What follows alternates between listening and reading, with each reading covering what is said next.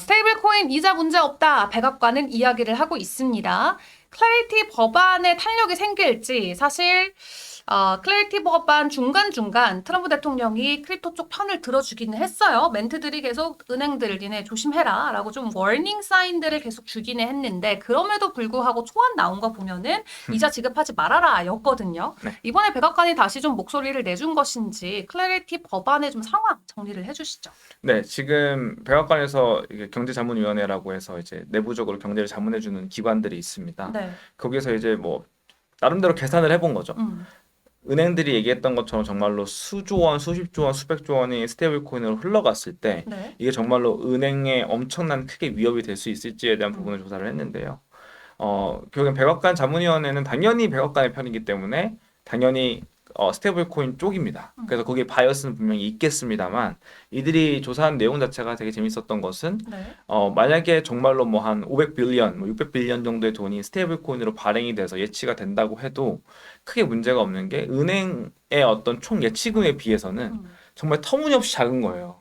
지금 그쵸. 미국에 있는 어떤 뭐 4대 은행, 5대 은행에 예치되어 있는 금액은 거의 뭐 수 트릴리언에 가까운데 여기서 뭐 500조, 600조가 들어간다고 해서 이게 어마어마한 어떤 그 이자 유출이냐, 그 예금 유출이냐고 하면 그건 아닌 거고요. 네. 두 번째로는 오히려 소비자들이 더 피해를 많이 본다. 그러니까 은행은 1을 피해 본다면은 소비자들은 한 7, 8을 피해 보기 때문에 백악관은 어쨌든 국민을 대변하고 국민의 이익을 대변해야 되는 입장에서 은행에는 되게 조금의 피해를 주고 우리 국민들에게는 7의 8의 피해를 7배에 달하는 피해를 주는데 그럼 우리 같은 국민의 어떤 이익을 대변해야 되는 집단의 입장에서는 네. 국민의 이득을 훨씬 더 많이 챙겨줄 수 있는 스테이블 코인을 옹호할 수밖에 없다. 그쵸. 그렇게 이제 주장을 한 것이고요. 이 마지막이 좀 재밌는데 지금 은행이 주장했던 게 좀 그런 겁니다. 스테이블 코인 많이 발행이 되면은 얘들이 뭐 많은 또 예금을 가지고 있기 때문에 좀 문제가 된다고 이렇게 얘기했는데 실제로 뭐 서클이든 테더든 얘들이 스테이블 코인을 보관하고 발행했을 때 달러를 가지고 있는 방식을 보면 대부분 다 국채잖아요. 네. 국채라는 것은 쉽게 말하면은 국채를 발행했을 때, 국채를 매입했을 때 이 달러는 재무부에 들어갑니다. 그 재무부에 들어가고 미국 정부는 그 국채를 가지고 어쨌든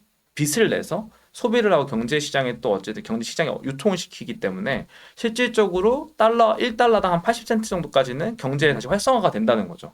그러니까 이거는 스테이블 코인 업체에 묶이는 돈이 아니라 네. 이들은 다시 국채를 사기 때문에 이 시장에 다시 흘러 들어오고 이게 다시 은행한테 또 간다라는 거예요. 그러네요. 그러니까 이게 뭐 사실 은행이랑 완전히 고립되어 있는 돈이 아니라 음. 80% 정도는 은행으로 다시 재유통되는 돈이라는 거죠. 그렇기 때문에 은행들에게 굉장히 나쁘냐라고 생각하면 그렇지도 않다라는 거예요.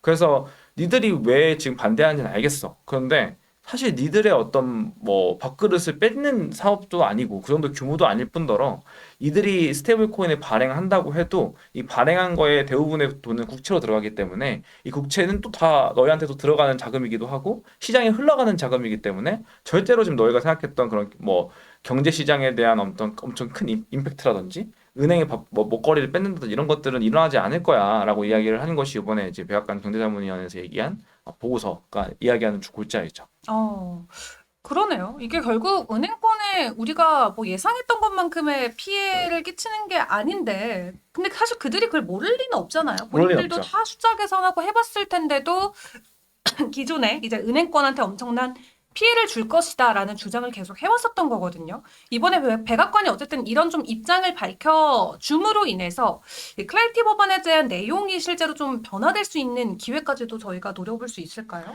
이게 결국에는 많은 사람들에게 또 흘러 들어가고 이게 국민들이 그거를 또 공감해주면 음. 결국에는 의회는 그거에 반영할 수밖에 없기 때문에 저는 그래서 이렇게 경제자문위원회에서 이렇게 보고서를 내주는 건 결국엔 여론을 움직이려는 시도라고 생각을 하거든요. 네. 단순히 트럼프 대통령이 뭐 트위터에서 스테이블코인 좋아라고 얘기한다고 더 이상 국민들이 거기에 동화되지 않기 때문에 그렇죠. 결국에는 숫자를 내야 돼요.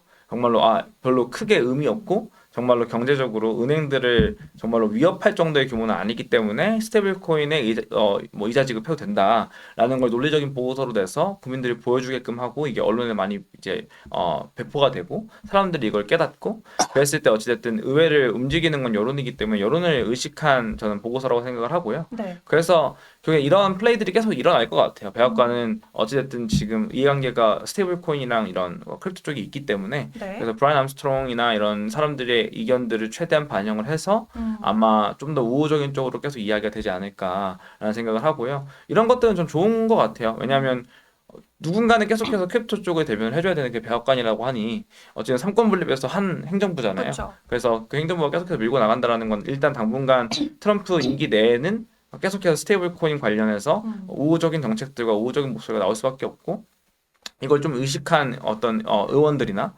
특정 경제위원회에 있는 의원분들은 이런 것들이 좀 동화될 수밖에 없는 부분도 충분히 있지 않을까라는 생각을 합니다. 네, 그렇게 됐을 때 그렇다면 이 스테이블 코인의 어떠한 문제점들을 담고 있는 클래리티 법안 이제 5월 중으로는 정말 통과가 돼야 된다라고 업계에서 많은 이야기들이 나오고 있는데 벌써 4월 거의 중순까지 들어와 있는 상황이기 때문에 사실 시간이 막 많이 남아있지는 않습니다. 네. 미국 지금 이란과 뭐 전면전으로 가나 마나 굉장히 바쁜 좀 글로벌 지정학적 리스크들에 대한 사안들을 다루고 있는 상황인데 다음 달 안에 클래리티 법안 좀 통과될 수 있을까요? 업계에서 보고 있는 전망은 좀 어때요? 사실 좀 뭐 그렇게 긍정적이지는 않은 것 아, 같아요. 진짜요? 왜냐면 이게 지금 이란이 더 큰 이슈이기 때문에 네. 우리나라도 비슷한 것 같거든요. 크립토가 뭐 저희가 크립토 업계에 몸담고 있기 때문에 크립토 중심으로 흘러간다고 생각을 하지만 우리나라 같은 경우도 최근에 뭐 법안 그 의회에서 국회에서 얘기할 때 또 뭐 가상자산 관련된 부분들은 다 패스하고 맞아요. 다른 주요 안건들을 논의하고 뭐 좀 지방선거가 좀 이제 조만간 있다 보니까 네. 이런 현안들에 대해서 좀 더 집중을 하고 가상자산이랑 이런 크립토 쪽은 좀 등한시하는 모습들이 많이 보여졌는데 이거는 뭐 국내뿐만이 아니라 뭐 미국에서도 마찬가지로 생각합니다. 뭐 이게 아직까지는 시장이 크지 않기 때문인 것 같아요. 결국에는 이 컨스티튜언트라고 하거든요. 미국어로는 그 유권자들. 네. 이 이익을 대변할 수 있는 사람들이 얼마나 많냐. 음. 근데 지금 어찌됐든 이란 전쟁이나 그 외에 있는 어떤 실무적인 이슈들은 국민 모두를 대변하는 이야기지만 크립토에 대한 부분들은 사실 되게 특정 이익 집단을 대변하는 거기 때문에 이런 것들은 어떤 법안을 내거나 실질적인 국가의 정책을 논의할 때 증안시 될 수밖에 없는 부분인 것 같아요. 지금 당장 지금 이란이랑 핵전쟁 한이 많이 하고 있는데 그러니까.